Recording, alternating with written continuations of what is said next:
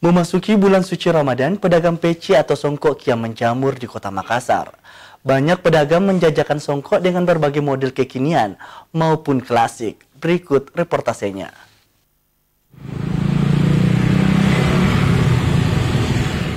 Memasuki bulan suci Ramadan, pedagang peci atau songkok mulai banyak berjualan di sepanjang jalan Alauddin Makassar. Berbagai macam model songkok maupun peci tersusun rapi di atas rak meja. Di antaranya songkok reca, songkok muslim, songkok Rusia, dan beberapa model lainnya. Salah satu pedagang kopiah, Gilang, mengungkapkan harga jual songkok tersebut bervariasi, mulai dari Rp25.000 sampai Rp200.000.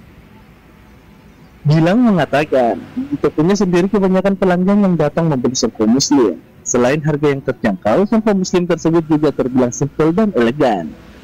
Selain itu, songkok reca khas Bugis merupakan peci yang paling banyak juga diminta oleh pembeli, dengan kombinasi warna kuning emas dan hitam, serta pembuatan peci dengan cara dirajut, membuat songkok khas Sulawesi Selatan banyak diminati oleh kalangan umum. Tapi yang paling mendominasi songkok apa ini? Orang biasa standar itu. Seperti apa itu? Penasaran sih? Oh, Harga 50. oh yang begitu deh. Iya. Berapa harganya lagi? Kalau LPG ini 40 deh.